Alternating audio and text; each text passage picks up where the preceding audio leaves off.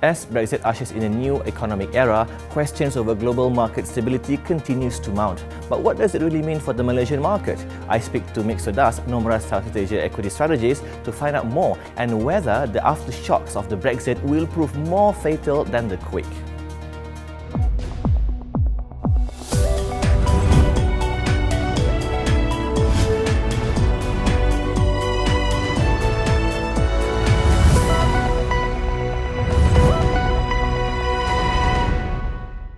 Hello Mixo, thank you so much for being here at this edition of Talking Age.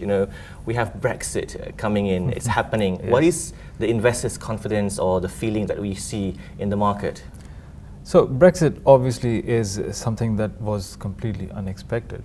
I think this is the first thing to note, because even coming into Friday morning, most investors were expecting a Remain outcome. Right. And that's what most of the polling was showing you as well, right?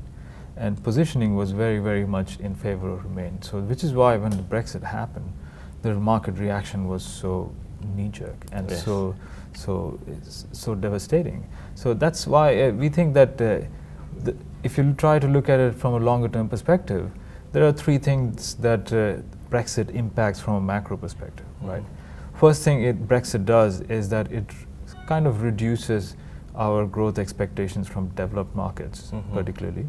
Of course, it has follow-on effects in economies everywhere, right, but it's primarily coming from the developed market side. The second thing it does is that it raises the policy easing bias of central banks, or in the Fed's case, it reduces the policy tightening bias.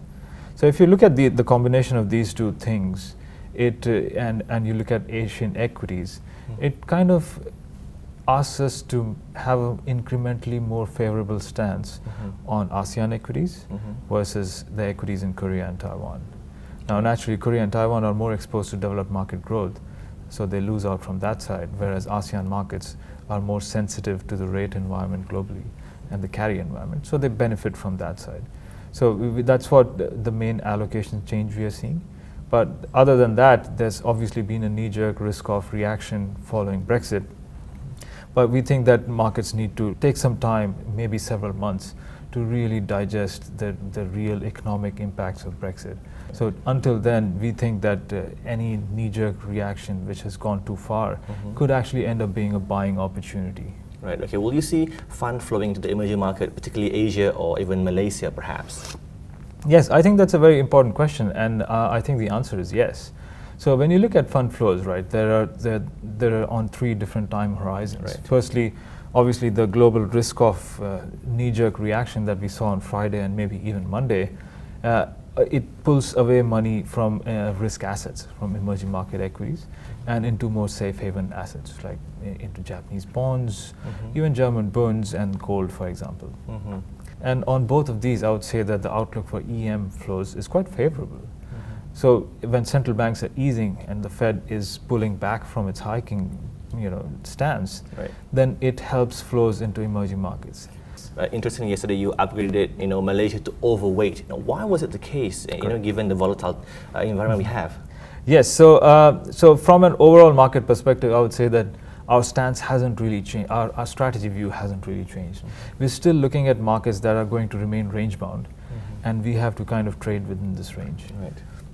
And the other thing to remember is that whenever a market is closer to the bottom end of the range, we see those as buying opportunities. Right, okay. And the markets that are closer to the top end of the range, we see those as profit-taking opportunities. Right, okay. Now, the Brexit has caused a knee-jerk to the stock market, and Malaysia also was impacted. The KLCI is now trading about 1,600 points. What is your target for the end year of the KLCI? Yeah, so 1,600 is very much close to the bottom end of our range, like I said. And at the top end, I would say it's kind of around 1780, 1790, maybe even 1800. But our year-end forecast for the KLCI is 1765. Right, but we'll drive that growth in the KLCI. The EPS growth, are you talking about? So EPS growth forecasts for Malaysian market for us are pretty modest. So we're still looking at low single-digit EPS growth this year, which I think is fair, even after the Brexit outcome. But the upside in Malaysia is really going to come from a favorable equity environment globally. And this is happening, like I was saying, as EMs get more inflows, as the policy stance in the US eases a little bit more, and that kind of drives equity markets globally higher. Now it is going to be July and we still have few more months to go for the end of the year. Can investors still find alpha during these volatile times? Yes, so like I said, we are in range-bound markets. And in range-bound markets, the best way to generate alpha is to simply buy low and sell high. So I think in Malaysia's case, we are now at the lows, so you have to buy here. And then when we get to a higher end of the range, that's when you take profit. Because if you just keep a buy and hold strategy, over the course of the year, you'll probably not generate a lot of alpha. So you have to be more sensitive to timing issues, timing factors, and external dynamics, how it's changing. Right, okay, my last question to you. What is your overview of the currency, of the ringgit, for instance? We've seen it being hit and pressured by different factors. What are your take on this? So the ringgit underperformed quite a lot last year. But this year we do expect it to outperform regional currencies. So our FX strategists are looking for the ringgit to be among the better performing currencies for the rest of this year. What would drive that primarily is the fact that Malaysia's external balances are still quite strong, and the fact that the currency at this point is quite undervalued. So it's just coming, it's a bit of a mean reversion trade, where that's going to put some additional upside pressure on the ringgit over the course of the rest of this year.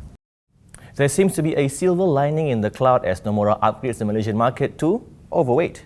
But of course, investors should remain vigilant on the external factors that could impact the market. Sulhi Azman, BHTV.